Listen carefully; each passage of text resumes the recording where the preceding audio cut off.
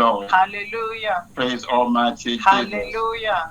Brethren, the Lord listening to us, we come again to you this afternoon from Salvation of God Ministry in Dagenham. Ará nínú Olúwa tó ń gbọ́ wa ní àkókò yìí, a wá láti ìjọ Òkè Ìgbàlà ní òpópónà Dagenham ní ìlú Ọba. My name is Dr. Fasunloye. Orúkọ àwọn bàbá wa ní olùṣọ́ àgùntàn Fásùnlóyè. I'm our interpreter's mother, Kisho. Orúkọ olùgbòǹfọ̀ òun náà ni Ìyáàfin Akíṣọ̀hún. We'll be talking to you this afternoon about grieving the Holy Spirit. A ó máa sọ̀rọ̀ nípa láti mú ẹ̀mí mímọ́ bínú. We've been talking to you in the past few weeks about Holy Spirit. Láti bí ọ̀sẹ̀ mélòó sẹ́yìn, a ti ń sọ̀rọ̀ nípa ẹ̀mí mímọ́. The purpose of these sermons is to make us to grow in the Lord, Kókó ìwàásù yìí òun ni láti mú ká dàgbà nínú Ọlọ́run. to be closer to the Lord, to inherit the kingdom of God. Láti súnmọ́ Ọlọ́run ká lè jogún ìjọba ayé. And as a Christian, Gẹ́gẹ́ bí onígbàgbọ́, Holy Spirit is important in our life. ẹ̀mí mímọ́ ṣe pàtàkì nínú ayé wa. So we need to learn more about Holy Spirit. A sì ní láti kọ́ púpọ̀ nípa ẹ̀mí mímọ́. May the Lord teach us right in Jesus' Kí name. Olúwa kí ó kọ́ wa mọ̀ ọ́ ṣe ní orúkọ Jésù. Let us pray. Ẹ jẹ́ kí a gbàdúrà. Father, we thank you, we praise you for this afternoon. Bàbá a dúpẹ́, a sì yìn yín lógo fún ọ̀sán yìí. We glorify your holy name. A dúpẹ́, a fi ògo fún orúkọ yín. We thank you for the opportunity and privilege of serving you. A dúpẹ́ oore ọ̀fẹ́ àti àǹfààní láti sìn yín. We thank you for you using us for your glory. A sì dúpẹ́ wípé ẹ̀ ń lò wá fún ògo yín. Holy Spirit, Ẹ̀mí mímọ́. we're going to be talking about it today. A ó máa sọ̀rọ̀ nípa tìrẹ. Both the speakers and the hearers minister to us in Jesus' Àti name. olùsọ àti olùgbọ́, Olúwa bá ọ̀kan wa pàdé. Teach us, O Lord, to walk with you. Kọ́ wa láti bá ọ rìn. Teach us to do thy will. Kọ́ wa láti ṣe ìfẹ́ And rẹ. at the end of our life, Ní òpin ayé wa, let us find a place with you, Lord. jẹ́ ká ní ipò ní ọ̀dọ̀ rẹ. In Jesus' mighty name we Ní pray. orúkọ Jésù ni a gbàdúrà. Amen. Amen. Amen. Jesus' name. Amen. Ní orúkọ Jésù. As I did mention earlier on, the topic of our sermon this afternoon is grieving the Holy Spirit. Gẹ́gẹ́ bí mo ti sọ ṣáájú pé àkórí ọ̀rọ̀ wa ní ọ̀sán yìí òun ni mímú ẹ̀mí mímọ́ bínú. We'll be looking into, am I grieving the Holy Spirit? A ó máa wò ìjẹ́ mo tilẹ̀ ń mú ẹ̀mí mímọ́ bínú.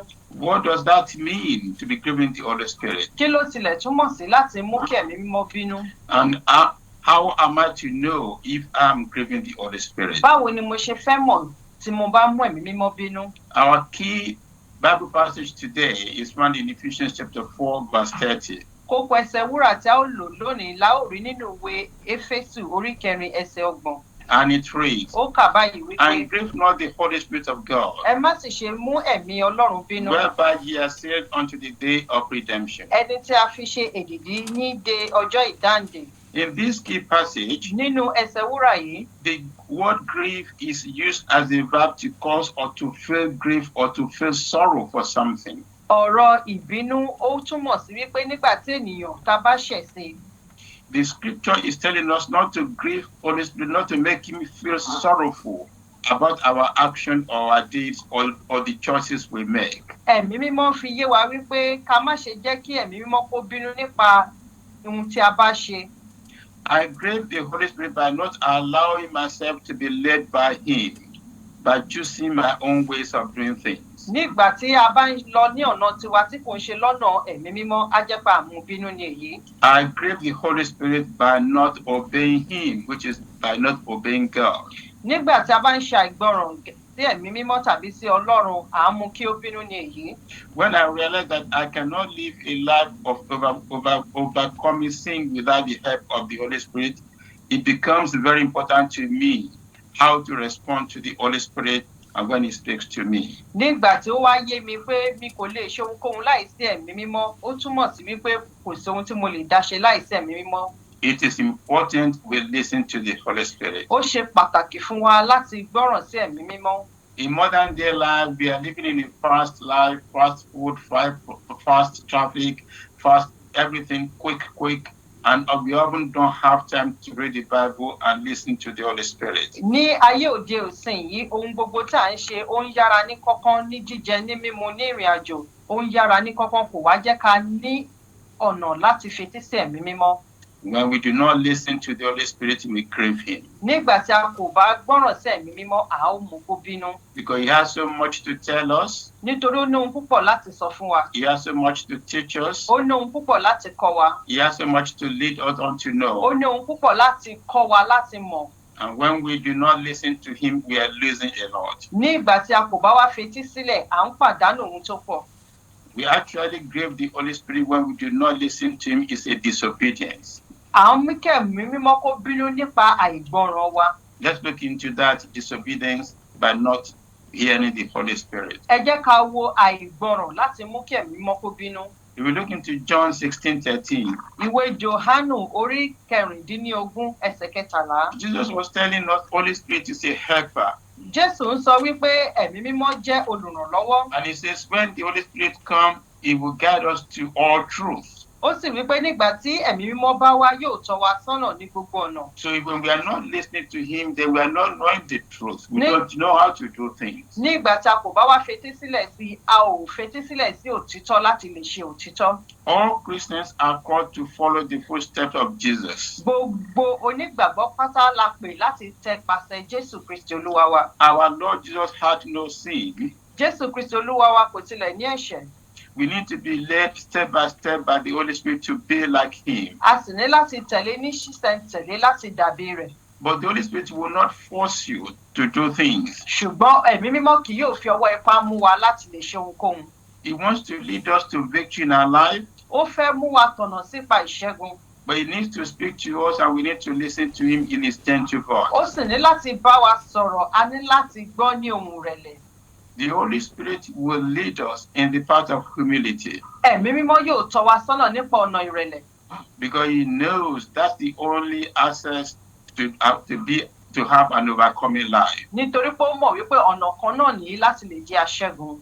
We crave the Holy Spirit by not allowing ourselves to be led by Him. A ó máa mú kí ẹ̀mí mímọ́ kó bínú nígbà tí a ò bá sí lójú ọ̀nà kan náà pẹ̀lú rẹ̀. We crave the Holy Spirit when we do things by the arm of the flesh. A ó máa mú kí ẹ̀mí mímọ́ kó bínú nígbà tá a bá ń ṣe ohun gbogbo nínú ara. We crave the Holy Spirit by doing it my way. A ó máa mú kí ẹ̀mí mímọ́ kó bínú nígbà tá a bá ń ṣe ní ọ̀nà tiwa.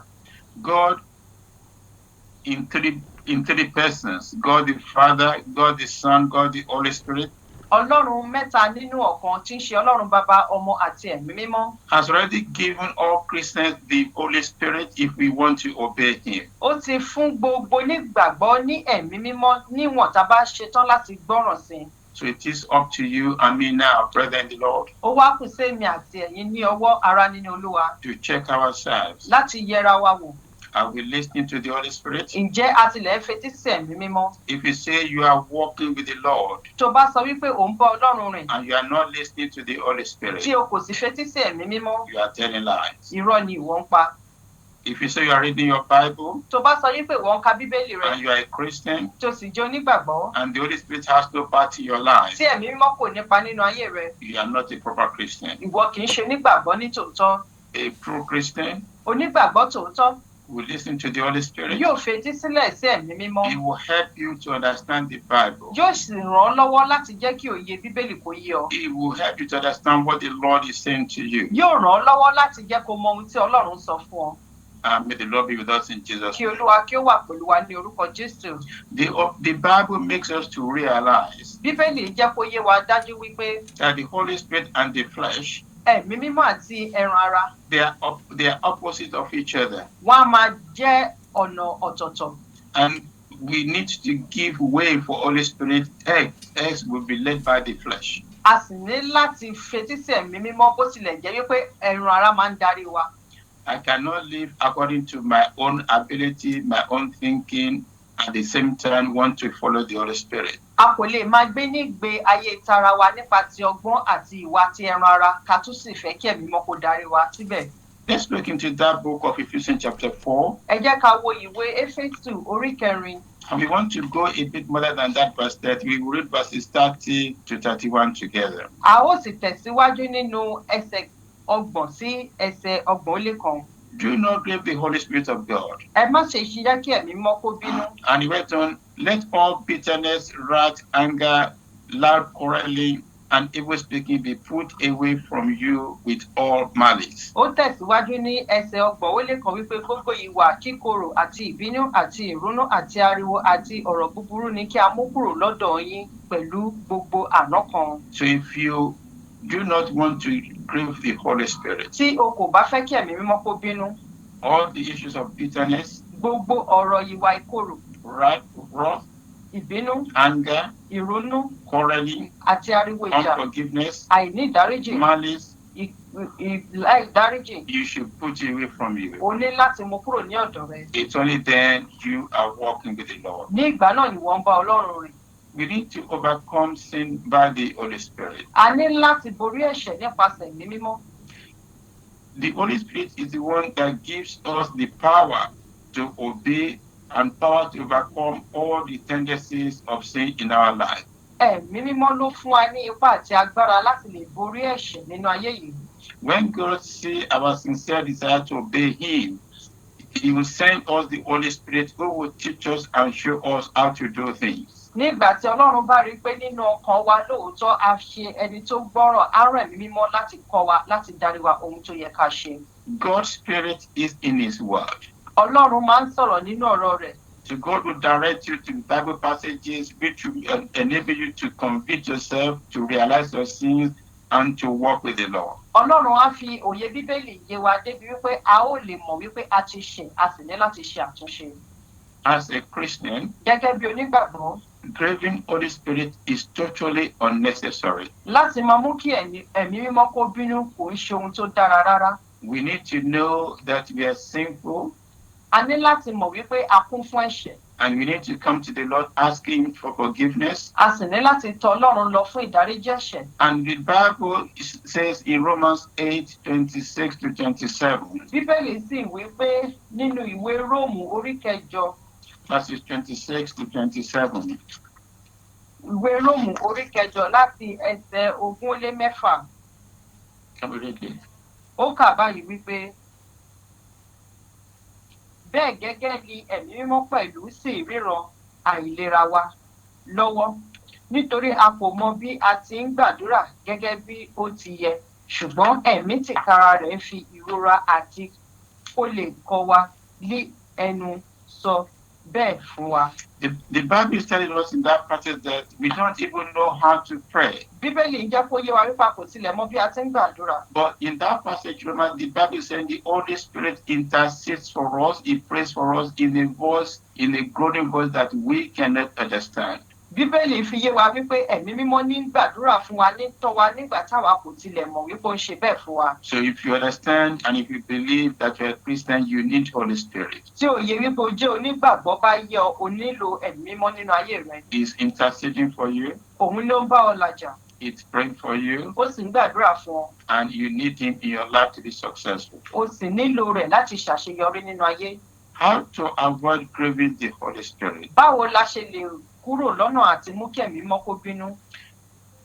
If we act like people of the world, Tí a bá ń hùwà gẹ́gẹ́ bí àwọn tó wà nínú ayé, if we talk like people of the world, tí a bá ń sọ̀rọ̀ gẹ́gẹ́ bí àwọn tó wà nínú ayé, if we behave like people of the world, tí a bá ń hùwà gẹ́gẹ́ bí àwọn tó wà nínú ayé, if we respond to adversity like people of the world, tí a bá ń dá sí ohun gbogbo táwọn tinú ayé ń ṣe, then we are not Christians. ó túmọ̀ sí pé a kò ń ṣe onígbàgbọ́. And Holy Spirit is not in us. Ẹ̀mí mímọ́ kò sì sí nínú wa. It's only when you deceive from people doing things like people of the world, Níwọ̀n tá a bá kúrò lójú ọ̀nà láti máa ṣe ohun bíi tàwọn tinú ayé, in your talking, nínú ọ̀rọ̀ wa, in your behavior, nínú ìwà wa, at your place of work, in your house, láti ibi iṣẹ́ wa sínú ilé wa ni. it is then you can avoid grieving the Holy Spirit. Ní ìgbà náà la lè kúrò lọ́nà láti má mú kí ẹ̀mí mímọ́ bínú. You are in the world, Àwa wà nínú ayé, but you are not of the world. ṣùgbọ́n a kì í ṣe ti ayé. So let your actions and behaviors Jẹ́ kí ìwà àti ìṣe rẹ, show that yes, you are in the world, jẹ́ kó fi hàn wípé lóòótọ́ wà nínú ayé, but you are not of the world. ṣùgbọ́n ìwọ kò ń ṣe ti ayé. You are a child of God. Ìwọ ń ṣe ọmọ Ọlọ́run, You are a Christian. o sì jẹ́ onígbàgbọ́. And may the Lord continue to be with us in Kí Jesus' Olúwa name. kí ó wà pẹ̀lú wa ní orúkọ Jésù. Let's look into these ways by which Holy Spirit help us to grow. Ẹ jẹ́ ká wo ọ̀nà tí ẹ̀mí mímọ́ mú kí a dàgbà. He supplies all that we need in life. Ó ń pèsè ohun gbogbo tá a nílò nínú ayé yìí. He draws the unsaved sinners to Christ. Ó sì mú gbogbo ọkàn tí kò fẹ́ ní ìgbàlà wá sí ọ̀dọ̀ Kristi. Holy Spirit convicts both unbelievers and believers of our sins. Ẹ̀mí mímọ́ máa ń dárí ẹ̀ṣẹ̀ ẹni tó ṣẹ̀ wá sọ́dọ̀ Ọlọ́run. He regenerates our human spirit. Ó sì máa ń tún wa ṣe nínú ẹ̀mí tara. He provides access for believers to Jesus Christ. Ó sì fi ojú ọ̀nà hàn àwọn tó gbàgbọ́ sọ́dọ̀ Kristi. Holy Spirit sanctifies us in the Lord. Ẹ̀mí mímọ́ yà wá sí mímọ́ nínú Ọlọ́run. Holy Spirit guides us in prayers to God. Ẹ̀mí mímọ́ kọ́ wa nípa àdúrà sí Ọlọ́run. He also prays for us in a voice that we cannot understand. Bẹ́ẹ̀ ló sì ń gbàdúrà fún wa ní ohun tí kò tilẹ̀ yé wa. The Holy Spirit guides us into all truth. Ẹ̀mí mímọ́ kọ́ wa ní gbogbo ọ̀nà òtítọ́. Because the Bible says, Torí pé Bíbélì wí pé He will reveal all things to us. òun yóò fi ohun gbogbo hàn wá. The deeper things of God Ohun ìjìnlẹ̀ ìkọ̀kọ̀ tí Ọlọ́run will be revealed to us through the Holy Spirit. yóò fi hàn wá nípasẹ̀ ẹ̀mí mímọ́. So Holy Spirit guides us to all truth. Ẹ̀mí mímọ́ fi ipa ọ̀nà òtítọ́ hàn wá. Holy Spirit teaches us all things. Ẹ̀mí mímọ́ kọ́ wa ní ohun gbogbo. Remember when Jesus was going away, Rántí nígbà tí Kristi ń padà lọ, He gave us a commission. ó sì fún wa ní iṣẹ́ He ṣe. said we should go and preach the gospel, Ó ní ká lọ jíyìn rere, teaching all people what He has taught us, ká máa kọ́ àwọn ènìyàn lóhun tó ti kọ́ wa, and baptizing them in the name of the Father, of the Son, of the Holy ká sì Spirit. máa rì wọ́n bomi ní orúkọ ẹ̀mí mímọ́. Often it is impossible to remember all what Jesus has taught us, Ó ṣeé ṣe ká má tilẹ̀ rántí ohun gbogbo tí Kristi ti kọ́ wa, but Holy Spirit helps us. ṣùgbọ́n ẹ̀mí mímọ́ ń ràn wá lọ́wọ́. He brings our remembrance. Ó ń mú padà wá sí ìrántí wa. He shows that we are weak, Ó fi hàn wípé a jẹ́ aláìlera. and He helps us when we are in need. Ó sì ràn wá lọ́wọ́ nígbà tá a nílò rẹ̀. Praise ye the Lord. Hallelujah. Holy Spirit anoints us with His divine power. Ẹ̀mí mímọ́ ń fi àmì òróró yàn wá pẹ̀lú agbára. You remember when Jesus was going away? Ẹ jẹ́ ká rántí nígbà tí Kristi He ń padà said, lọ. "You shall receive power when the Holy Spirit come Ó upon ní you." àwa yóò gba agbára nígbà tí ẹ̀mí mímọ́ bá bà lé wa. The power to do the work of the ministry Agbára láti ṣe iṣẹ́ ìránṣẹ́. is via the Holy Spirit. Òun ni nípasẹ̀ ti ẹ̀mí mímọ́. He's our helper and comforter in this life. Òun ni olùrànlọ́wọ́ àti olùtùnú wa nínú ayé yìí. That's the promise Jesus made. Èyí ni ìlérí tí Jésù He ṣe. said, "I send a comforter with you, Ó ní èmi yóò ran olùtùnú sí who yín. will abide with you forevermore, Èyí tí ò máa bá yín gbé títí and ayérayé. will reveal all things to you." Yóò sì máa fi ohun gbogbo hàn So yín. whatever you are going through, Ohunkóhun tí ẹ bá ń là kọjá, whether you are happy or sad, bóyá ò ń dunnú tàbí inú rẹ kò dùn, call upon Holy Spirit in your life. pé ẹ̀mí mímọ́ sínú ayé rẹ, He's a comforter, olùtùnú ni, he's a helper, olùrànlọ́wọ́ ni. it's He that will lead us to truth. Òun ló sì máa fi pọ̀ ọ̀nà òtítọ́ hàn wá. Holy Spirit supplies us with all the spiritual gifts for the manifestation in the ministry. Ẹ̀mí mímọ́ ń pèsè ohun gbogbo tí a ti sọ àsọtẹ́lẹ̀ ìmúṣẹ rẹ̀ fún wa. Whether you have the spirit of tongues, Bóyá o ní ẹ̀bùn èdè sọ̀rọ̀, whether you can translate, tàbí o lè sọ ìtumọ̀ nínú ẹ̀mí, or dreams, tàbí o ní ẹ̀bùn àlá, or preaching, tàbí o ní ẹ̀bùn ìwàásù, or administration, tàbí o ní ẹ̀bùn àti tó nǹkan ṣe nùjọ, or healing, àbí láti máa ṣe ìwòsàn. it's all gifts from the Holy Spirit. Gbogbo rẹ̀ jẹ́ ẹ̀bùn láti ọ̀dọ̀ ẹ̀mí mímọ́. The Holy Spirit will supply you with the fruit of the Spirit as well. Ẹ̀mí mímọ́ yóò sì fún ọ ní ẹ̀bùn èso ẹ̀mí. It's through the Holy Spirit that we can have the fruit of the Spirit, Nípasẹ̀ ẹ̀mí mímọ́ la lè ní èso ẹ̀bùn ẹ̀mí. and it's only the fruit of the Spirit that will lead us to eternity. Nípasẹ̀ ẹ̀bùn èso ẹ̀mí yìí nìkan ló lè mú wa lọ sí ayérayé. Because when we have the fruit of the Spirit, Nígbà tá a bá ní èso ti ẹ̀mí, we will have Christ-like attitude. a ó sì ní ìwà bí Kristi. We will want to think like Christ. A ó fẹ́ ronú bí Kristi ti ń ronú. We will love with our Christ love. A ó sì fẹ́ nífẹ̀ẹ́ bí Kristi ti nífẹ̀ẹ́. Let's just stop a little bit there. Ẹ jẹ́ ká tẹsẹ̀ dúró díẹ̀. When I say you will love like Christ love, Nígbà tí bá sọ pé ìwọ yóò nífẹ̀ẹ́ bí Kristi ti nífẹ̀ẹ́. Christ loved those who love and those who hate him.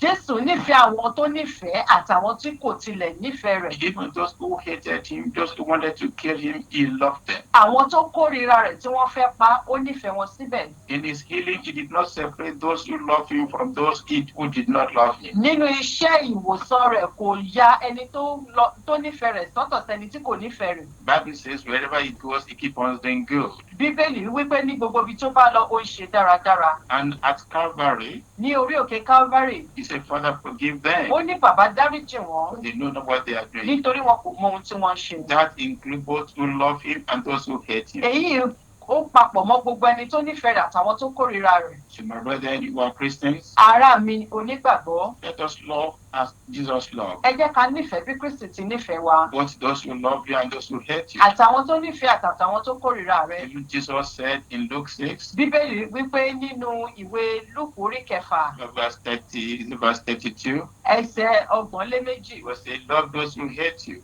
ó ní fẹ́ràn àwọn tí ó kórìíra rẹ̀. Pray for those who curse you. Gbàdúrà fáwọn tí ó fi ọ́ ré. Wish them that despitefully use you. Àwọn tí wọ́n ròbí sí ọ, má ṣe ròbí sí wọn. That's the love of Christ. Èyí ni ìfẹ́ ti Kristi. And when you do that, Nígbà tó bá ṣe èyí, Jesus will fight your battle for you. Jésù yóò sì ja ogun ayé rẹ fún In ọ. Jesus' holy Ní name. orúkọ ńlá Jésù. We cannot conclude from that Ephesians chapter 4 about not giving the Holy Spirit as follows. A ní láti lè mú wá parí nípa ohun tí a sọ nínú ìwé Éfésù orí kẹfà, Éfésù orí kẹrin, nípa láti má mú kí ẹ̀mí mọ́ bínú. Our relationship with the Holy Spirit is precious. Ìbáṣe wa pẹ̀lú Kristi Jésù ó ṣe iyebíye. Holy Spirit is in love with us.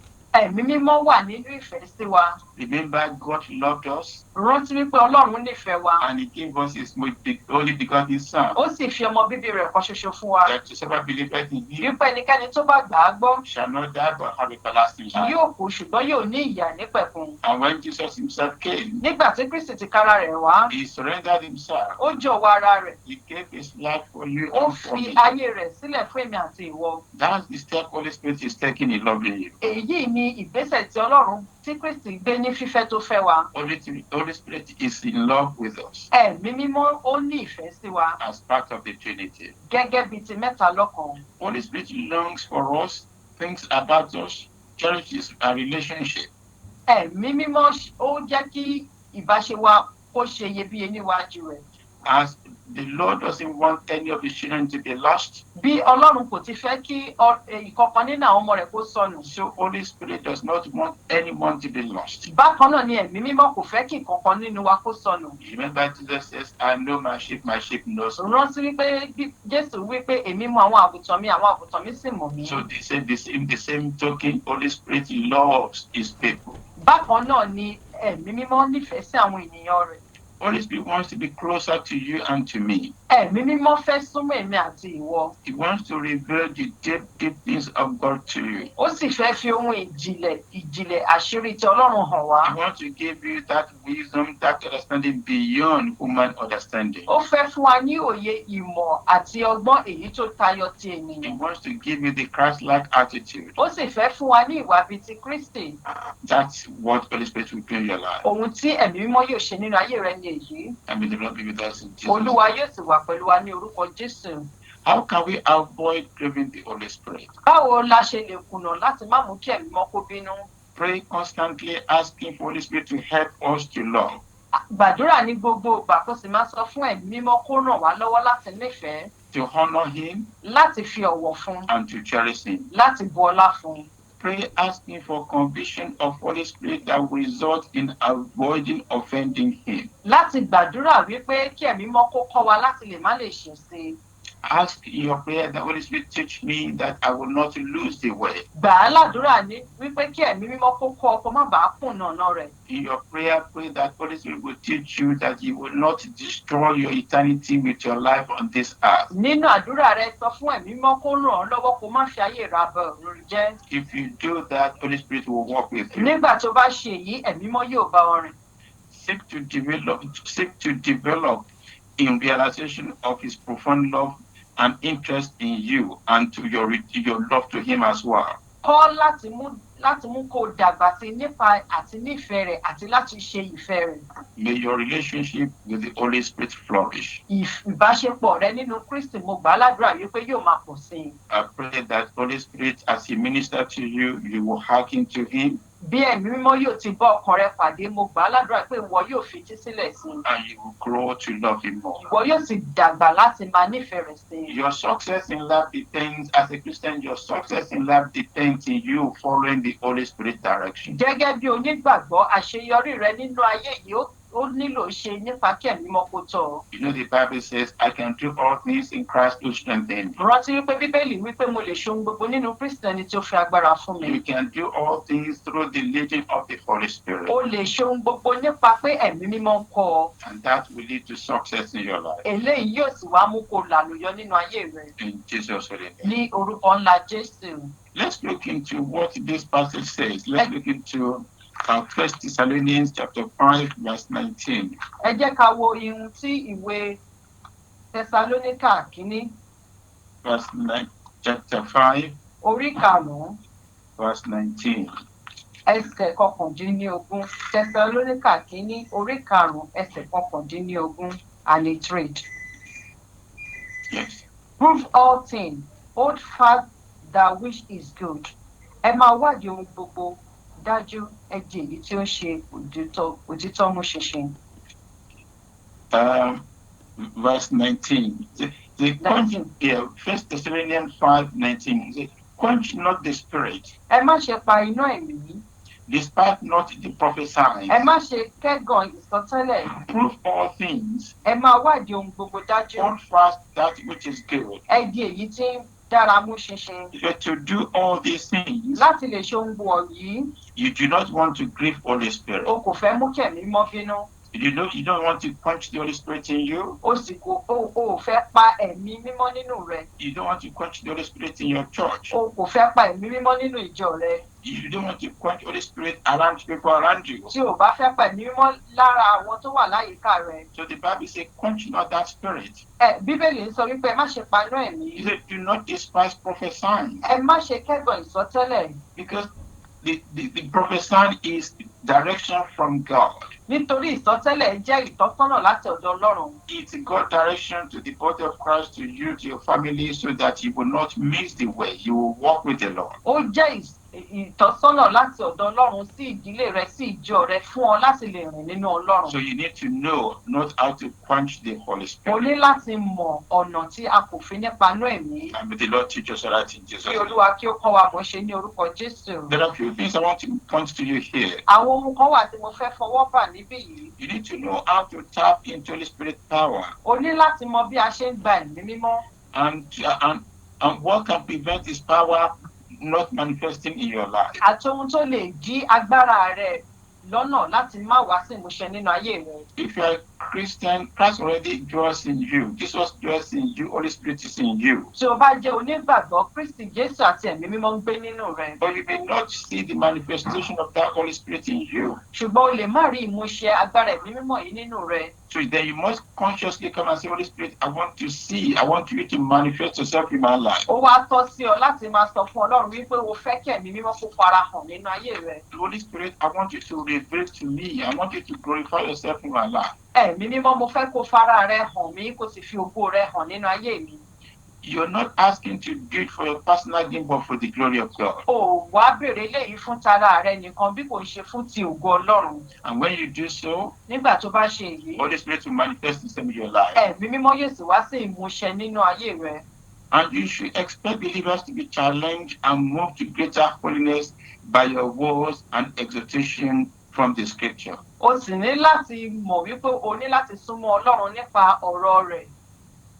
When you do this, Nígbà tó bá ń ṣe èyí, people will see the glory of God in you. àwọn èèyàn yóò sì rí ògo Ọlọ́run nínú ayé You rẹ. need to do it sincerely. O ní láti ṣe tọkàntọkàn. Do it with all your energy. O ní láti ṣe ti agbára Do it rẹ. faithfully. O ní láti ṣe ní tòótọ́. And let the glory be unto the Kó Lord. sì jẹ́ kí gbogbo ògo kó jẹ́ ti Ọlọ́run. Can I just say something here? Ǹjẹ́ mo ní láti sọ nǹkan báyìí? When you are doing things in humility, Nígbà tó bá ń ṣe ohun nínú ìrẹ̀lẹ̀. when you do your ministry in humility, Nígbà tó bá ń ṣe iṣẹ́ ìránṣẹ́ rẹ nínú ìrẹ̀lẹ̀. and you we give all the glory to God. Tó sì dá gbogbo ògo padà fún Ọlọ́run. God will manifest himself more and more in your life. Ọlọ́run yóò fi ara rẹ̀ hàn nínú ayé rẹ. He will take glory and show more and more in your life. Yóò sì gba ògo láti ṣe jù bẹ́ẹ̀ lọ nínú ayé rẹ. And when you do that, Nígbà tó bá ṣe èyí, you're becoming more an effective Christian. wà wá máa ṣiṣẹ́ takuntakun tẹ̀síwájú gẹ́gẹ́ bí onígbàgbọ́. And may the Lord be with us in Jesus' Kí name. Olúwa kí ó wà pẹ̀lú wa ní orúkọ Jésù. It is possible that we grieve the Holy Spirit. Ó ṣeé ṣe kí a mú kí ẹ̀mí mímọ́ kó bínú. It is possible that we have quenched the Holy Spirit. Ó ṣeé ṣe kí a pa inú ẹ̀mí mímọ́. It is possible that we have even insulted the Holy Spirit. Ó ṣeé ṣe ká sọ̀rọ̀ òdì sí ẹ̀mí mímọ́. What does this mean? Kí ni ìtumọ̀ èyí? It means in our ways, in our anger, in our attitude, we've grieved the Holy Spirit. Ó túmọ̀ sí pé nínú ìwà wa, nínú ìṣe wa, nínú ìbínú wa, a ti mú kí ẹ̀mí mímọ́ kó bínú. We quench the Holy Spirit when we dampen the Spirit. Somebody who is preaching, somebody is talking about the Lord, you dampen the Spirit in them. You take away what are they doing? They don't do anything. You quench the Holy Spirit by doing that type of attitude. Nípa láti máa sọ̀rọ̀ ẹ̀gàn sí àwọn tó ń ṣiṣẹ́ ìránṣẹ́ Olúwa, à ń mú kí ẹ̀mí mímọ́ kó bínú ní èyí. And you insult the Holy Spirit when you say something nasty about people who are talking about God, about Holy Spirit, and some people even say there's no Holy Spirit manifestation in this time we are. You insult the Holy Spirit by saying that. Nígbà tí àwọn ènìyàn bá ń sọ wípé kò tilẹ̀ sí ẹ̀mí mímọ́ ní ayé tí a wà yìí, à ń mú kí ẹ̀mí mímọ́ kó bínú, a sì ń sọ̀rọ̀ òdì sí i. So let us be careful Ẹ jẹ́ ká ṣọ́ra ṣe. that we do not grieve the Holy Spirit. Kí a má bàa mú ẹ̀mí mímọ́ bínú. We do not quench the Holy Kí a Spirit. má bàa pa iná ẹ̀mí. And we do not insult the Holy Kí Spirit. a má bàa sọ̀rọ̀ ẹ̀gàn sí ẹ̀mí mímọ́. And may the Lord in his mercy help us Kí Olúwa nínú àánú rẹ̀ kó ràn wá lọ́wọ́. and teach us the way Kó sì kọ́ wa ní ọ̀nà rẹ̀ how to do things. láti lè ṣe ohun gbogbo. In Jesus' mighty Ní name. orúkọ ńlá Jésù. Amen. Amen. Let's look into Ephesians chapter 4, Ìwé Éfésù orí kẹrin starting from verse 17. láti ẹsẹ̀ kẹtàdínlógún. Ìwé Éfésù orí kẹrin Ephesians chapter 4, starting from verse 17. láti ẹsẹ̀ kẹtàdínlógún, and it reads. This I say therefore, Ǹjẹ́ èyí ni mo wí fún yín and testify in the Lord, tí mo sì ń jẹ́rìí nínú Olúwa pé that ye henceforth walk not as other Gentiles walk, láti ìsinsìnyí lọ kí ẹ̀yin kí ó má ṣe rìn mọ́ in the vanity of their mind, gẹ́gẹ́ bí àwọn kèfèrí ti ń rìn nínú Have- àwọn asán wọn. having the understanding darkened, Òye àwọn ẹni tí ń ṣókùnkùn, being alienated from the life of God àwọn tí ó sì di ẹni àjèjì ní ìwà bí Ọlọ́run through the ignorance that is in them, nítorí àìmọ̀ tí ń bẹ nínú wọn, because of the blackness of their heart, nítorí líle ọkàn wọn, who being partially have given themselves over unto lasciviousness, àwọn ẹni tí ọkàn wọn lè ré kọjá tí wọ́n sì fara wọn fún wọ̀bìà, to walk uncleanness láti máa fi ìwà wọ̀bìà ṣe ìwà with greediness. gẹ́gẹ́ bí ìwà èérí gbogbo. But ye have not so learned Christ, Ṣùgbọ́n àwa kò fi Kristi kọ́ yín bẹ́ẹ̀. if be that ye have heard him, Bí ó bá ṣe pé bẹ́ẹ̀ ní tòótọ́ lẹ̀yin gbóhùn rẹ̀, and have been taught by him, tí ẹ sì kọ́ tá sì kọ́ yín nínú rẹ̀, as the truth is in Christ, gẹ́gẹ́ bí òtítọ́ ti ń bẹ nínú Jésù, that ye put off concerning the former conversation of old man, pé ní ti ìwà ẹ̀yìn ti àtijọ́, which is corrupt, kí ẹ̀yin kó bọ́ ògbólógbòó ọkùnrin nì sílẹ̀, èyí tí ń ṣe ìbàjẹ́, according to the deceitfulness lust, gẹ́gẹ́ bí ìfẹ́kùfẹ́ ẹ̀tàn, and be renewed in the spirit of your mind, kí ẹ sì di tuntun nínú ẹ̀mí inú and yín, ye put on a new man, kí ẹ sì gbé ọkùnrin tuntun wọ̀, which after God is created in èyí righteousness tí a dá nípa ti Ọlọ́run ní òdodo and true holiness. àti nípa ìwà mímọ́ òtítọ́. Brothers, in the passage we read in Ephesians 4 is talking about how you as a Christian Ohun tí a kà nínú ìwé Éfésù orí kẹrin yìí ó ń sọ bí a ṣe ní láti hùwà nínú Kristi. that you do not quench, you do not grieve, and you do not insult the Holy Kí Spirit. a má bàa panú ẹ̀mí tàbí sọ̀rọ̀ ẹ̀gàn tàbí mú kí ìwà ẹ̀mí mọ́ bínú. He asking you Ó ń bi wá léèrè that do not walk like in your old self. kí a má ṣe rìn nínú ìwà àtijọ́ wa. He's talking you to be transformed. Ó sì ń kọ́ wa láti lè yí padà, He's talking you to be a new person, láti lè jẹ́ ẹni tuntun. a new person that is not greedy, Ẹni tuntun tí kì í níwà wọ̀bìà. that does not conform to the things of the world. Ẹni tuntun tí kì í wo ohun ti ayé yìí. A man who is walking like having a Christ-like attitude. Ọkùnrin tó níwà bíi ti Kristi. A man who is an ambassador of Christ. Ọkùnrin tó ń ṣe aṣojúṣe Kristi. A woman who is an ambassador of Christ. Obìnrin tí ń ṣe aṣojúṣe Kristi. It's only by this Nípa èyí nìkan you will not be quenching the Holy ni Spirit. ò nípa iná ẹ̀mí. It's only by this Nípasẹ̀ èyí nìkan you will not be insulting the Holy Spirit. ni ò ní mú kí ẹ̀mí mọ́ bínú. It's only by this Nípa èyí nìkan that you have the Holy Spirit working in your life. ló ní ẹ̀mí mímọ́ tó ń rìn nínú ayé rẹ̀. And may the Lord show you the way in Kí Jesus. Olúwa kí ó fi ọ̀nà hàn wá ní orúkọ Jésù. May the Lord be with us in Kí Jesus. Olúwa kí ó wà pẹ̀lú wa ní orúkọ Jésù. In Jesus' mighty name we pray. Ní orúkọ ńlá Jésù ni a gbàdúrà. Àmín. So present the Lord Ará nínú Olúwa, in your ministry, nínú iṣẹ́ ìránṣẹ́ rẹ, in your life. nínú ayé rẹ, Are you quenching the Holy Spirit? ǹjẹ́ ìwọ tilẹ̀ ń panú ẹ̀mí? Are you insulting the Holy Spirit? Ǹjẹ́ ìwọ ń sọ̀rọ̀ ẹ̀gàn sí ẹ̀mí mímọ́? Are you despising prophecy? Ǹjẹ́ ìwọ ń kọ àsọtẹ́lẹ̀ ẹ̀mí mímọ́? You may not know what these people are saying, but do not insult the Holy O Spirit. lè má mọ̀ ìtumọ̀ àwọn eléyìí tó, ṣùgbọ́n má ṣe sọ̀rọ̀ ẹ̀gàn sí ẹ̀mí mímọ́. Do not cast them out and say it is rubbish. Má ṣe kọ̀ wọ́n kó sì wípé ohun tí wọ́n ṣe ò jámọ́ kankan. Because if the Spirit is working, Nítorí tí ẹ̀mí Ọlọ́run bá ń ṣiṣẹ́, it might look like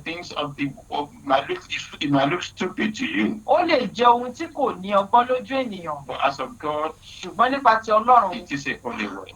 ọ̀nà tó pé tó mọ́ ni. And may the Lord show us in Jesus' Kí name. Olúwa kó fi hàn wá ní orúkọ Jésù. How do we insult the Holy Spirit? Báwo la ṣe ń kẹ́gbọ́n ẹ̀mí mímọ́? Let us look into Hebrews chapter 10, Ẹ jẹ́ ká wo ìwé Hébérù orí 10 verse 29. ẹsẹ̀ 29. Hebrews 10, Ìwé verse 29. Hébérù orí 10 ẹsẹ̀ 29. And it reads, Ó kà báyìí wípé, of how much sore punishment suppose he shall he be thought worthy, who has trodden under foot of the Son of God, and has contested the blood of the covenant, wherewith he was sanctified, an unholy thing, and has done despite unto the Spirit of grace. when you do an unholy thing, Nígbà tí a bá ń ṣe ohun tí kò mọ́, despite the Holy Spirit, láti kẹ́gàn ẹ̀mí mímọ́, to insult the Holy Spirit, láti sọ̀rọ̀ ẹ̀gàn sí ẹ̀mí you mímọ́, are insulting the Holy Spirit. ìwọ ń kẹ́gàn ọ̀rọ̀ ẹ̀mí mímọ́ ni èyí. You are rejecting the work of Christ. Bẹ́ẹ̀ ni wọ́n ń kọ iṣẹ́ Ọlọ́run, You are mocking. ìwọ ń ṣe yẹ̀yẹ́, You are ignoring the Holy Spirit. bẹ́ẹ̀ ló ń kọ ọ̀rọ̀ ẹ̀mí mímọ́ sílẹ̀. When you do such things, Nígbà tó bá ń ṣe gbogbo wọ̀nyí, you are insulting Holy Spirit of grace. ò ń sọ ọ̀rọ̀ ìkẹ́gàn sí ẹ̀mí mímọ́ nínú ayé rẹ̀. Holy Spirit is the one who brings us regenerating grace. Ẹ̀mí mímọ́ ni ẹni tó mú ká ní ìbáṣepọ̀ pẹ̀lú orí ọ̀fẹ́ ẹ̀mí mímọ́ padà. It is Him that applies the fullness of Christ's redemptive work in our life. Òun ló mú kí ìjáǹde Kristi Jésù kó padà ṣiṣẹ́ nínú ayé wa. It is Him that helps us into reconciliation and justification with our Lord. Òun ló mú kí ìbáṣepọ̀ àti ìbálàjà kó wà láàárín àwa àti Ọlọ́run wa. To go on sinning willfully after receiving the knowledge of the truth, Nígbà tí a bá wá tún dẹ́ṣẹ̀ sí lẹ́yìn tá a ti gba òtítọ́ yìí, bear in mind there's no more sacrifices for you, mo fẹ́ kó rántí wípé kò tilẹ̀ sí ìrúbọ ẹ̀ṣẹ̀ kankan fún wa mọ́. because Christ has paid the price Nítorí Kristi ti san gbogbo gbèsè náà once and for all, ní ẹ̀kan pátápátá. and there's no more sacrifices. Kò sì sí ìrúbọ ẹ̀ṣẹ̀ mọ́. And may the Lord have mercy upon us. Kí Olúwa kó fàánú hàn fún wa ní orúkọ Jésù. And may the Lord continue to be with us in Jesus' Kí name. Olúwa kí ó máa wà pẹ̀lú wa ní orúkọ Jésù. Let us go through the ways by which we can grieve the Holy Ẹ Spirit. jẹ́ ká wo ọ̀nà wo la fẹ́ mú kí ẹ̀mí mímọ́ bínú. When we labor to draw the Spirit to us, that is, when we do not appreciate the Holy Spirit in our life, nígbà tí a ò bá mọ rírì ẹ̀mí mímọ́ nínú ayé wa. When we're trying to adjust the Holy Spirit to meet our need, nígbà tí a bá ń dọ́gbọ́n sí i láti lè jẹ́ kí ẹ̀mí mímọ́ kó bá wa pàdé lọ́nà tiwa. rather than we conforming to what the Holy Spirit is directing, ju pé ká ṣe ohun tí ẹ̀mí mímọ́ fẹ́ kí a ṣe lọ. then we are grieving the Holy Spirit. nígbà náà là ń mú kí ẹ̀mí mímọ́ kó bínú. This is, we want to manipulate the Holy ó Spirit. túmọ̀ sí wípé a fẹ́ dọ́gbọ́n sí ti ẹ̀mí mímọ́. And you cannot do that. The Holy Spirit is telling the truth, is the way, is the same with the Father, the Son, the Holy Spirit. You cannot manipulate them. a ò kò lè dọ́gbọ́n sí a ò rí nǹkan kan ṣe sí èyí nítorí pé òun ni bàbá ọmọ ẹ̀mí mímọ́. Number 2, ìkejì. when we can't wrought kindled from hell to be the fire of the Holy Spirit's zeal, nígbà tí a bá ń mú kí iná ti òkùnkùn kó máa wá jó nípa ti ẹ̀mí mímọ́. and then you want to make people believe that from the Holy Spirit, ó wá fẹ́ kí àwọn ènìyàn kó gbàgbọ́ wípé láti ọ̀dọ̀ ẹ̀mí mímọ́ ló ti wá. and you want to replace darkness with light, ó sì fẹ́ fi òkùnkùn dípò ìmọ́lẹ̀. you are grieving the Holy Spirit. nígbà náà là ń mú kí ẹ̀mí mímọ́ kó bínú. Number 3, when we sin against the gospel, nígbà tí a bá ṣẹ̀ sí ìrere Ọlọ́run. we neglect so great salvation. nígbà tí a bá kọ ìdáǹdè àti ìgbàlà wa sílẹ̀. By doing so, we reject the favor of God in our life. nígbà yìí ni à ń kọ oore ọ̀fẹ́ àti ojúrere Ọlọ́run nínú ayé wa. Number 4, ìkẹrin. when we slack Christ in the gospel. nígbà tí a bá kọ Kristi nínú ìrere. So you hear some people are saying Christ was not Messiah, he was a prophet. They are grieving the Holy Spirit. a ó rí pé àwọn mìíràn á sọ wípé Kristi kì í ṣe olùgbàlà bí kò ṣe Mèsáyà. nípa yìí à ń mú kẹ̀mí mímọ́ kó bínú. And when you grieve the Holy Spirit, you need to come to the Lord and ask for forgiveness. nígbà tó bá mú kẹ̀mí mímọ́ bínú o ní láti tọ̀ Ọlọ́run lọ fún ìdáríjì ẹ̀ṣẹ̀. Number 5, ìkarùn-ún. when we have a corrupt judgment of things, nígbà tá a bá ní ìbàjẹ́ ìdájọ́ sí i. when we consider God's truth and beauty to weigh the same thing as we think, nígbà tí a bá kọ òtítọ́ Ọlọ́run tá a sì fẹ́ ṣe ní ọ̀nà tiwa. to think our thinking, to believe that our way of doing things is better than what God wants us to do. tí a gbàgbọ́ wípé ọ̀nà táwa fẹ́ ṣe dára ju bí Ọlọ́run ti fẹ́ ká ṣe lọ. That's the corrupt judgment of things. èyí ni ìbàjẹ́ ìdájọ́ tí à ń ṣe fún Ọlọ́run. Number 6, ìkẹfà. when they are plotting and conniving against the scripture, against people of God, nígbà tí kò bá sí ìdánmọ́rán láàárín ọ̀rọ̀ Ọlọ́run àti àwọn ènìyàn rẹ̀. you are grieving the Holy Spirit. à ń mú kẹ̀mí mímọ́ kó bínú ní èyí. When we commit sin, number 7, when we commit sins which are easily avoidable, nígbà tí a bá ń dẹ́ṣẹ̀ tí ó yẹ kí a má dá. right from as a Christian, you know the 10 commandments. gẹ́gẹ́ bí onígbàgbọ́ gbogbo wa la mọ òfin mẹ́wàá. You know the 2 commandments Jesus gave unto us a again. sì mọ òfin méjì tí Kristi Jésù fi fún wa. Love your God with all your things, with all fẹ́ your life, Ọlọ́run rẹ pẹ̀lú gbogbo ọkàn àti àyà rẹ. and love your neighbor as yourself. kò sì nífẹ̀ẹ́ ará ilé rẹ gẹ́gẹ́ bí ara rẹ. And then if you call yourself as a Christian and you say you hate somebody, you cannot forgive them. o sì pera rẹ lónígbàgbọ́ o kò fẹ́ràn àwọn ènìyàn tó wà láyìíká rẹ. And you say you cannot forgive them until you get to eternity. o ní ìwọ kì yóò dáríjì wọ́n títí tó bá fi dé ayérayé. If you don't forgive them in this world, you cannot forgive them in eternity. tí o kò bá dáríjì wọ́n nínú ayé yìí o ò lè dáríjì wọ́n ní If you ayérayé. are having that attitude, you are grieving the Holy tó Spirit. bá ní irú wà báwọn yìí ò ń mú kẹ̀mí mọ́ kó bínú. Number 8, ìkẹjọ. when we make petty objections to the truth of God, nígbà tí a bá ń when we make objections to the truth of God, nígbà tí a bá ń wọ́nà fún Ọlọ́run fún òtítọ́ rẹ̀. the Bible says, Jesus said, I'm the truth, I'm the way. Bíbélì wípé èmi ní ọ̀nà òtítọ́ àti ìyè. Whoever comes to me ẹnikẹ́ni tó bá tọ̀ mí wá will be saved, will not be lost. yóò rí ìyè kì yóò kú. And if you now think your own truth is better than Christ, tó bá wá rò wípé òtítọ́ rẹ dára ju ti Kristi lọ. you think you are smarter than what the Bible is saying, o rò wípé o gbọ́n ju ohun tí Bíbélì ń sọ lọ. you are grieving the Holy òun Spirit. mú kí ẹ̀mí mọ́ kó bínú ní èyí. When the man is troubled with a multitude of businesses and the work, and you don't have time to pray and seek the Lord, nígbà tí o kò bá ní àyè láti gbàdúrà sí wàhálà inú ayé yìí.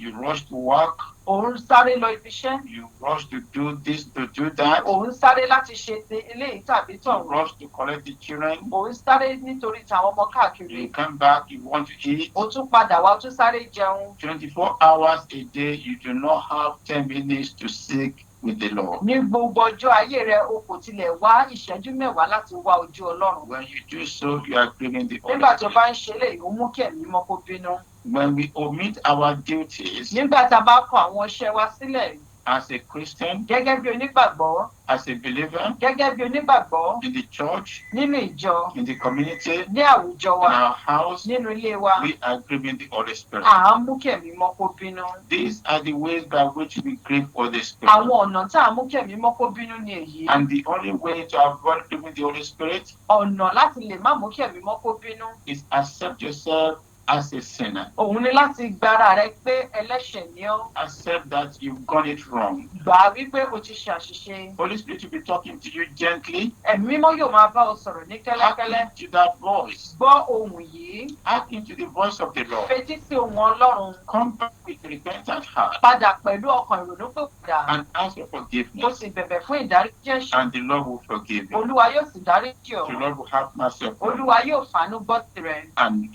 God will set you free. òun yóò sì tú ọ sílẹ̀. I want you to understand something about the love of the Spirit. màá fẹ́ kí ohun kan kó yé wa nípa ìfẹ́ ẹ̀mí mímọ́. Christ, through Christ and our Father, have loved us from the beginning. bàbá ọmọ wọn ti ní ìfẹ́ láti bẹ̀rẹ̀. The Holy Spirit has loved us from the beginning. ẹ̀mí mímọ́ ti ní ìfẹ́ Ọlọ́run láti ìbẹ̀rẹ̀. He has loved us from the foundation of the earth. ó sì ti ní ìfẹ́ wa láti ìpilẹ̀ṣẹ̀ ayé. And this love is eternal. ìfẹ́ yìí sì jẹ́ ti ayérayé. This love is infinite. ìfẹ́ yìí sì jẹ́ ti àánú. This infinity has no boundary. It is infinite. kò ní ìdádúró rárá. It is sovereign.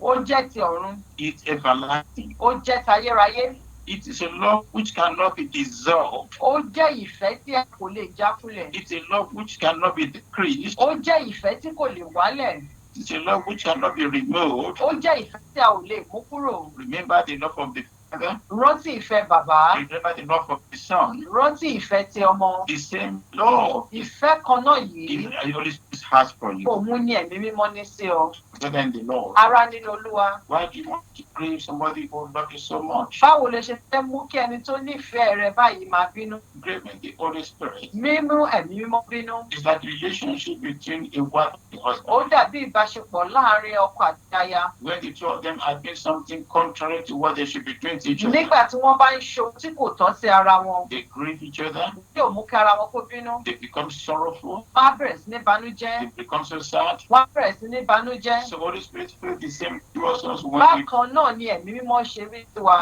we do things which are not holy, nígbà tá a bá ń ṣe ohun tí kò mọ́. which are not supposed to be done by Christians, ohun tí kò yẹ ká ṣe bí onígbàgbọ́. we make him sorrowful, à ń mú kó banújẹ́. we make him sad. à ń mú kó banújẹ́. The only thing we can do, ọ̀nà tí a lè gbà. the only way for forgiveness ọ̀nà sí ìdáríjì. is come to him òun ni láti tọ̀ ọ́ wá for forgiveness, fún ìdáríjì ẹ̀ṣẹ̀, for mercy, fún àánú, for reconciliation, fún ìbáṣlájà and is merciful, àti àánú rẹ̀ is compassionate, àti ojúrere rẹ̀, he will be merciful unto us ìyọ́nú ìfẹ́ rẹ̀ àti àánú rẹ̀ sí wa and take us back yóò sì mú wa padà in Jesus' ní name. orúkọ ńlá Jésù. I want you to know that we are sealed as Christians by the Holy Spirit. mo fẹ́ kó mọ̀ dájú wípé a fi èdìdí dè wá gẹ́gẹ́ bí onígbàgbọ́ nínú ẹ̀mí mímọ́. The moment you declare yourself that I believe in you, Jesus, I submit my life to you, you are sealed by the Holy Spirit. mo fẹ́ kó mọ̀ wípé a gbọ́ ọ́ là ní ìwọ̀n ìgbà tí o ti sọ wípé o gba ẹ̀mí mímọ́ gbọ́. It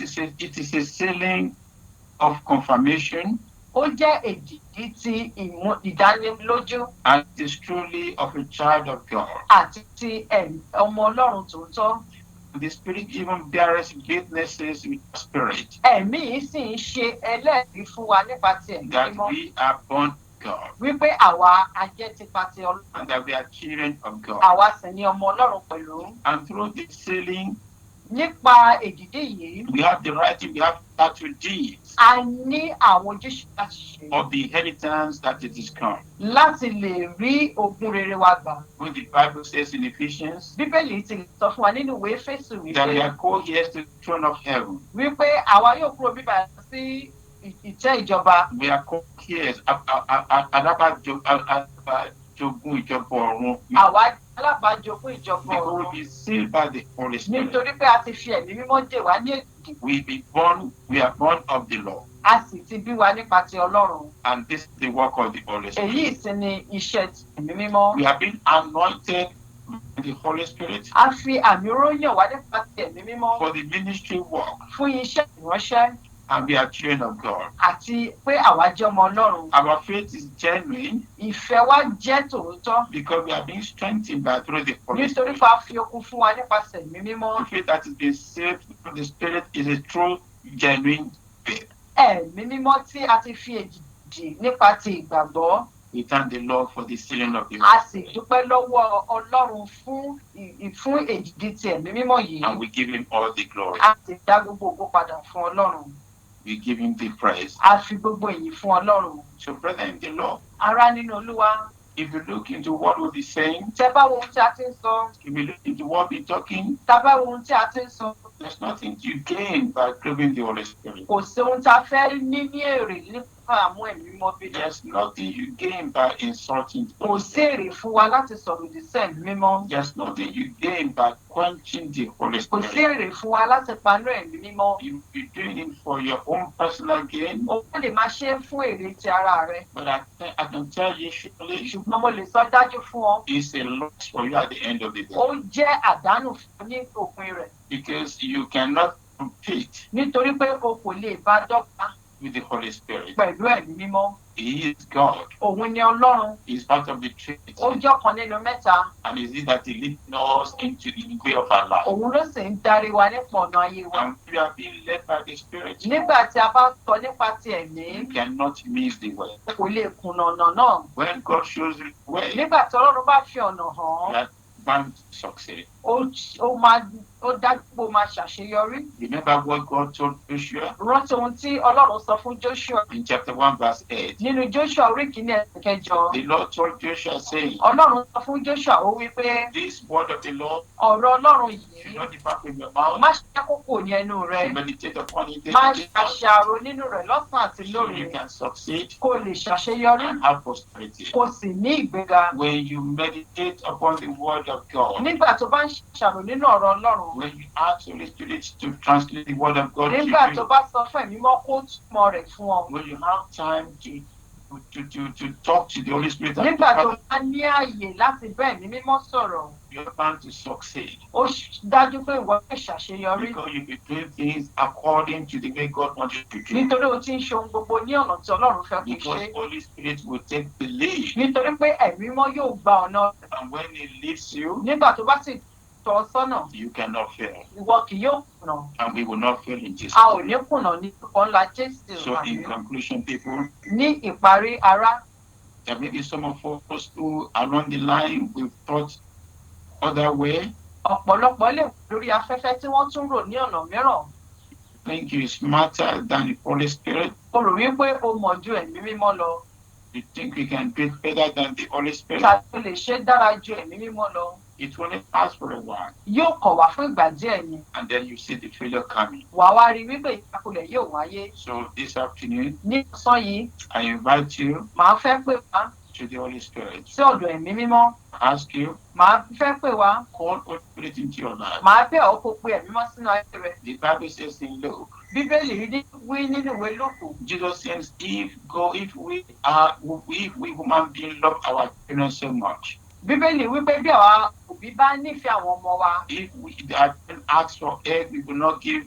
If they ask for egg, we will not give them stone. tí wọ́n bá béèrè ẹja wa kì yóò fún wọn ní òkúta. how much more our Father in heaven, mélòó bàbá wa tí ń bẹ ní ọ̀run when we ask of him anything good. nígbà tí a bá bèrè ohun tó dára ní ọwọ́ rẹ̀. So the same thing this afternoon, Bákan náà ní ọ̀sán yìí, I'm urging you, mò ń rọ̀ wá, I'm appealing to mo you, sì ń bẹ̀ wá, come and ask Holy Spirit. ẹ wá sọ̀dọ̀ ẹ̀mí mímọ́, Say, Holy Spirit, I need you. sọ fún ẹ̀mí mímọ́ pé o nílò rẹ̀. Holy Spirit, I welcome you to my life. Ẹ̀mí mímọ́ mo pè ọ́ sọ̀kalẹ̀ sínú ayé mi. Holy Spirit, minister to me. Ẹ̀mí mímọ́ bá ọkàn mi sọ̀rọ̀. Let me see your hand in my life. Jẹ́ kí n rí ọwọ́ rẹ nínú ayé mi. Let me see you ministering to me. Jẹ́ kí n rí ọ wípé ò ń bá mi sọ̀rọ̀. Reveal to me that you are truly my God. Fi hàn mí tòótọ́ dájú pé ìwọ ni Ọlọ́run. You are turning to Christ by doing this. Òun yí padà sí Kristi nípasẹ̀ èyí. Christ will never forsake you. Kristi kì yóò sì kọ̀ ọ́ sílẹ̀. Christ will never cast you Kristi out. kì yóò lé ọ dànù. He has paid the price. Nítorí pé ó ti san gbèsè nì. He has called you. Ó sì ti pè ọ́. He's calling you this Ó tún afternoon. pè ọ́ ní ọ̀sán yìí. He said, return, Ó ní padà wá. my child. Ọmọ mi. Return Padà wá. to me. Wá sọ́dọ̀ mi. You can be like a prodigal son. Ó lè dàbí ọmọ onínàákúnàá. So he thought he knew how to do things. Ó rò wípé òun mọ ohun gbogbo ṣe. But he was being ministered to, Ṣùgbọ́n a bá ọkàn rẹ̀ pàdé. and he came back home. Ó sì padà wálé. So this afternoon, Lọ́sàn-án I want yìí, you to come back home. màá fẹ́ kó padà wálé. Come back to the Lord. Wá sọ̀dọ̀ Ọlọ́run. Ask him to minister Ó to sì you. gbàdúrà pé kí ẹ̀mí mọ́ bá ọ sọ̀rọ̀. Invite him to your life. Pè é sínú ayé rẹ. Repent of your day. Yí ọjọ́ rẹ padà. Repent of what you've done, your wayward ways of life. Ronú padà ohun tó ti ṣe. Forgive people that you hold in your hand that you cannot forgive. Dáríjì gbogbo ọkàn tó mú dúró ní ọkàn rẹ.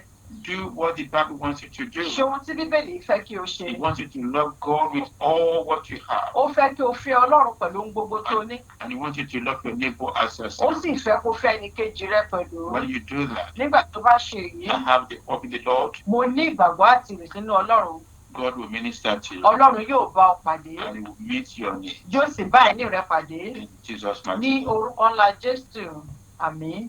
I don't know where you're coming from, Mi ò mọ ibi tó ti ń bọ̀ wá. but this afternoon we just spoke about grieving the Holy Spirit. Lọ́sàn-án yìí, a sọ̀rọ̀ nípa bí a ṣe ń mú ẹ̀mí mímọ́ bínú. If you find time to minister to the Holy Spirit, Tó bá ní àyè láti bá ẹ̀mí mímọ́ sọ̀rọ̀, Holy Spirit will minister to you. ẹ̀mí mímọ́ yóò sì bá ọkàn rẹ pàdé. And he will meet all your needs. Yóò sì bá ìní rẹ pàdé. And it will not be the same anymore. O kò sì ní wà bákan náà mọ́. He will give you the wisdom, Yóò fún ọ ní ọgbọ́n. he will give you the knowledge, Yóò fún ọ ní òye. he will give you the comfort, Yóò fún ọ ní he ìtùnú. will give you the peace of mind. Yóò fún ọ ní ìfọ̀kànbalẹ̀ So ọkàn. you have a lot to gain O ní ọ̀pọ̀lọpọ̀ láti jèrè by coming to the Lord. nípa pé o wá sí ọ̀dọ̀ Ọlọ́run. And may the Lord bless you. Olúwa yóò bùkún fún ọ. May the Lord uphold you. Olúwa yóò dì ọ́ mú. May the Lord let his light of kindness be upon you. Olúwa yóò jẹ́ kí ojú rẹ̀ kó mọ́lẹ̀ sí ọ. And may the Lord give you peace. Yóò sì fún ọ ní àlàáfíà. Shall we pray? Ẹ jẹ́ kí a gbàdúrà. Father, we thank you, Lord. Bàbá, a dúpẹ́ ní ọwọ́ rẹ, a dá ògo padà fún ọ. We thank you for this afternoon. A dúpẹ́ fún ọ̀sán yìí We've spoken about the Holy Spirit. nítorí pé a sọ̀rọ̀ nípa ti ẹ̀mí mímọ́. We say, Holy Spirit, A sì wí pé ẹ̀mí mímọ́ minister to our hearers. bá ọkàn wa pàdé. Touch them, O Lord. Bá wa pàdé. Show them the way. Fi ọ̀nà hàn wá. Draw them clearer, closer to Mú you. wa padà sí ọ̀dọ̀ rẹ. And Father, Bàbá, at the end of our lives, lópin ayé wa, let us inherit your kingdom. jẹ́ ká fi ìjọba rẹ ṣèrè jẹ. We glorify your name. A fi ògo fún orúkọ rẹ. We worship you. A sì yìn Ọlọ́run. In Jesus' Ní name. orúkọ ńlá Jésù ni a gbàdúrà. Amen. Àmín. Amen. Àmín. Amen. Àmín ní orúkọ Jésù. Again, we welcome you to Salvation of God Ministry. Lẹ́ẹ̀kan sí a kí yín sínú ìjọ wa orí òkè ìgbàlà. The church is open now. Ìjọ wa ti ṣí báyìí. If you are passing by along Cape Way in Tí Dagina, ẹ bá ń kọjá ní òpópónà Dágínà, come to join us. ẹ darapọ̀ mọ́ wa. We give you the face mask. A ó fún yín ní ìbòmú. We give you the sanitizer. A ó fún yín ní ohun tẹ́ máa fi fọwọ́ yín. And the social distancing in the church. A sì ní a ti fàyè sílẹ̀ fún ara wa. And when you join us, you shall be blessed. Nígbà tẹ́ bá darapọ̀, Ọlọ́run yóò sì bùkún yín. In Jesus' name. Ní orúkọ ńlá Jésù. Until we meet next week, Títí a ó tún padà wá ní ọ̀sẹ̀ tó ń bọ̀. shalom. Àlàáfíà.